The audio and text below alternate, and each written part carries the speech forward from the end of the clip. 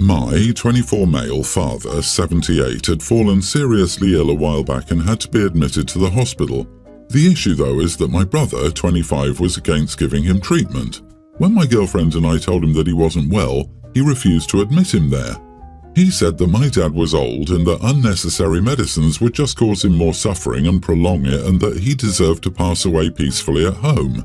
I told him that was ridiculous and that I would get him treated.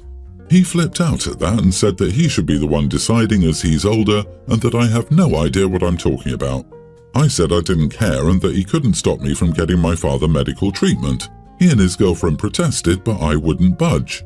He asked me how I would pay the money as it would be really expensive. I told him I would use what I could, but that I would mortgage the house by asking my father to give me power of attorney if funds were low. He was conscious even though he was really unwell. Then my brother got really mad at that and said that I couldn't threaten to spend his inheritance or blackmail him and to mind my language. But I wouldn't back down and took Dad to the hospital. My brother didn't accompany me immediately but arrived at the hospital later to check on him, etc. He was also having a long conversation with my dad in private, with his girlfriend, and seemed to care a lot now. But he's not talking to me because he said I don't know how to respect him and that I was being really discourteous, etc. Am I the idiot for threatening my brother to mortgage the father's house? Edit: I didn't want to ask Dad whether I should just let him die because that would be a horrible thing to say. I wanted to treat him regardless of what he said in case he thought he'd be a burden, and would have asked us to let him go away when the time had come. Not the idiot, his inheritance. My God, your brother is a huge idiot, not only because he's not entitled to anything your dad has, but the fact that your dad is not even dead and all he can think is how much money he's going to get is just despicable. I realize it might be an uncomfortable conversation, but you need to discuss this with your father and see what he would like to do regarding treatment. I disagree. OP, what an absolutely selfish and inconsiderate attitude. It's not a horrible thing to let people decide. I watched my father die last year. I was at his bedside for his last week. It was awful for me, my family, my mom, his friends and everyone. But we all knew he was dying and it hurt, but ultimately we let him pass on how he wanted to pass on. That's what it means to be a good son in that situation. Your wishes don't matter. Only his does. It's a fact that we all die. Your father has a choice and almost certainly has an opinion of how he wants to die, and you're being a selfish, inconsiderate jerk by not talking to him. You are the idiot. Also, your brother is an idiot too. His inheritance. Bah! It's your father's house and it's like everything else he owns. So long as he lives, it's his to do what he wants with. It's not yours to mortgage. If he's competent enough to sign a power of attorney, he's also currently competent enough to make his own decisions. Everyone's the idiot, you and your brother. Neither of you seems to have made the effort to talk to him. It's his decision. Please work with the doctors and figure out what he wants and what is possible. I'm a 23-year-old female. In middle school, I was excluded and treated really harshly by my fellow classmates. I live in a predominantly Asian area and am Asian myself. But I was never seen as Asian enough by most of my peers because I was chubby and didn't do well in school, neurodivergent. They would constantly be passive-aggressive to me and act like a pest whenever I was trying to genuinely be nice. So I started resenting them and hanging out with the people who accepted me. Today I changed a lot. I lost tons of weight after high school and I made friends with a photographer who helped me get a start-up with modeling. I'm not nearly as successful as Naomi Campbell, but I do high-fashion editorial modeling. I'm proud of my position, and I'm aware that I'm very fortunate to be in the position I'm in. Yesterday night was my middle school reunion. I have a good group of friends I've known since middle school, so we all went together. When we arrived, I felt uncomfortable and only spoke to my group or the people who didn't treat me like crap. Whenever one of the people who used to act crappy towards me tried to speak to me, I just ignored them, continuing to talk and not looking at them at all. I didn't see an issue. They did the same thing to me, but apparently it irritated one of the dudes. This one posted my low test score to humiliate me in middle school. He approached me and tried to talk to me, but I ignored him. He told me I thought I was better than everyone else and that I was acting like a stuck-up prick.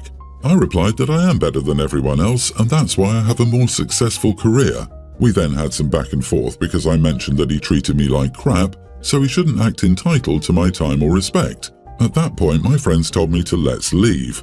I personally feel like you dish out what you get. They all did the same crap to me in middle school. My friends were all on my side, but some felt I could have tried to be nice to keep the peace. Am I the idiot? Middle school reunion? Jesus Christ, why?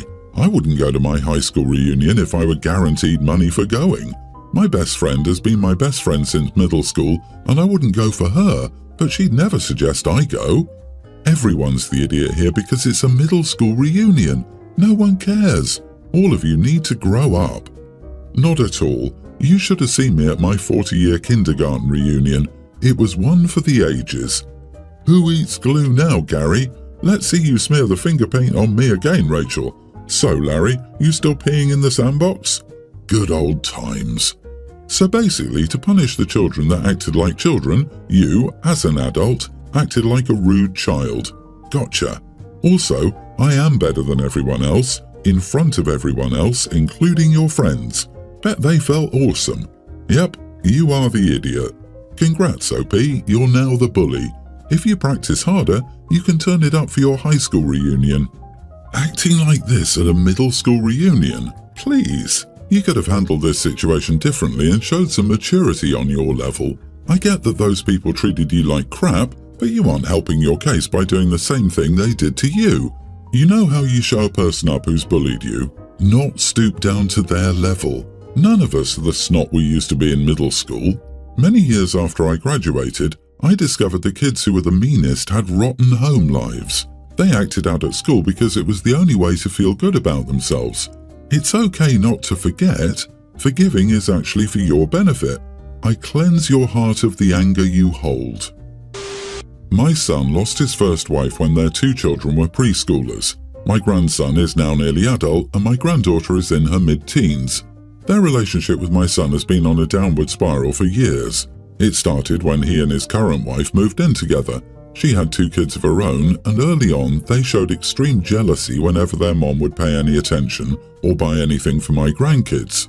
They were older, teenagers, and said several cruel things to my grandkids. My grandkids told my son, they told my wife and me, and we spoke to our son, but he ignored all 4 of us. My wife also spoke to my son's second wife prior to the wedding, and she said her kids would adjust in time. My grandkids spent years living with 2 much older kids, who told them they deserved to have a dead mom and that she'd wanted to die because nobody would want them around. They accused them of stealing from them because their mom shouldn't be doing anything for them. There were incidents where they broke the stuff their mom bought my grandkids. My wife and I pleaded with our son to do something to help his kids. We said they didn't deserve to be raised like that. The problems continued even after the older kids moved out. They still expressed a lot of jealousy and hatred for my grandkids. I never interacted much with my son's stepkids. I saw them a handful of times in the year my son has been married to his current wife. They would mostly go to their dad if my son and his wife were spending time with us or any of our other kids, or they would reject offers to spend time with us. But the few times I did see them, I was always shocked by how blatant their hate of my grandkids was, and how my son never appeared to care. One incident in particular stands out. It was my granddaughter's birthday and she got some art kit she'd wanted. It set off the 2 older kids who called her a witch baby, and they even broke part of the kit. My wife and I spoke up to our son and his wife, but they did nothing and said nothing. My grandkids now spend a lot of time with me and my wife. They hardly speak to their dad despite living under his roof. They wanted us to get custody of them, but we were denied. So they've done their best to make it through the next year or 2 years. My son is only now starting to care that the relationship with his kids has been destroyed. He asked me why we tried to fight for custody of the kids when he was their dad, and he accused my wife and I of turning the kids against him. This is when I stopped him, and I said we didn't turn them against him. He's just living with the consequences of ignoring what his kids tell him. I told him he put them through years of bullying so he could marry and stay married, and now he has to live with his decision. My son ranted at me and said the last thing any parent should do is try to make their kid feel crappy about themselves, which is what I was doing. Am I the idiot? Not the idiot. Wow, the irony of your son suggesting that you are making him feel bad. What about how bad he's made his kids feel for years? The obliviousness of some people. Good luck helping those kids make it through the next year until both can move out. One question, did you take the time to tell your step-grandchildren off?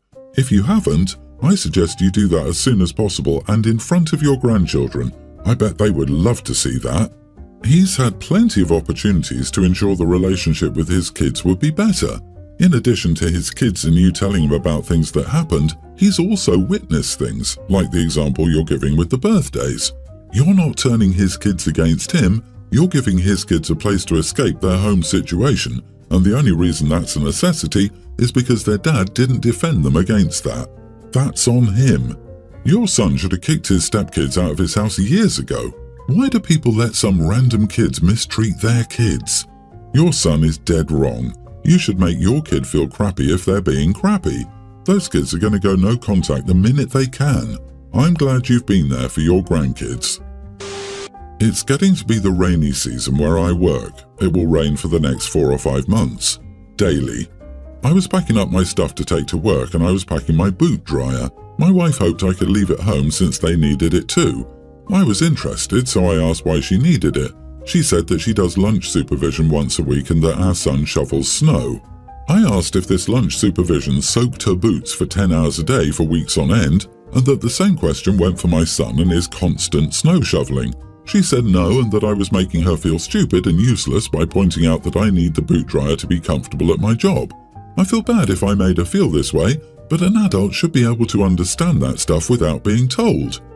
You are the idiot. If your family would benefit from having one at home, but you need one at work, why don't you buy one for the house? Why isn't that the automatic response? I need this one for work, but let's price out a second one for home and put it in the budget. Why is it the default to talk to your partner like they're a moron? Because then OP would miss out on the opportunity to be condescending. You are the idiot for speaking to her like a dumb child. She asked you a simple question that required a simple answer. Not, does this lunch supervision soak your boots too? Huh? Do they? Well, do they? Buy your wife a boot dryer, dude. I was gonna say even the way he wrote her lines was like, so polite and reasonable. He didn't even gussy it up to lie and make her seem more silly or unreasonable.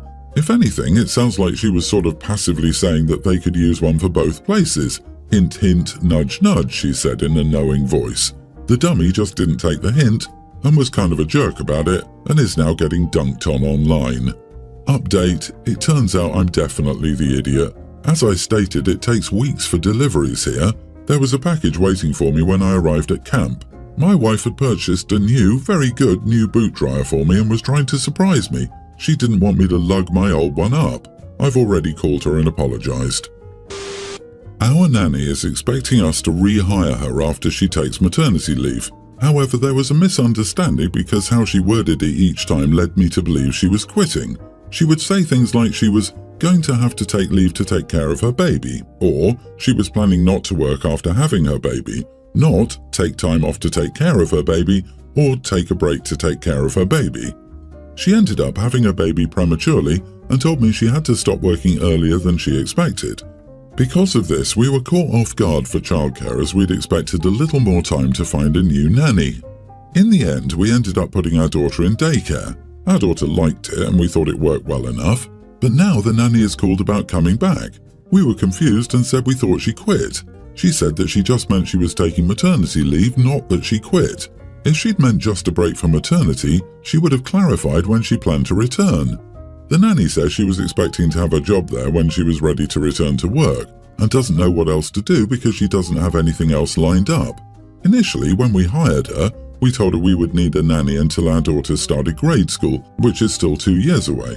So she was expecting to have a job for another 2 years. However, we don't need a nanny anymore. Our daughter is doing very well in daycare and we feel like it's better for her because she gets to socialize more and she's made friends. Not the idiot. According to the language she used, she quit. If she really meant maternity leave, there would have been at least one discussion about how long she was planning to be off. She didn't do that because she quit. There's no other way to take the statement, she was planning not to work after having her baby, followed up by no discussion of maternity leave. I can't even say this is a miscommunication issue because usually when going on maternity leave, you know it's maternity leave, mainly because it should be discussed when you're returning. You don't just return whenever you want and say, so where's my job? She resigned and the story is now being changed. She realized that she needed to work to generate money to feed herself and her newborn child while also paying her debts.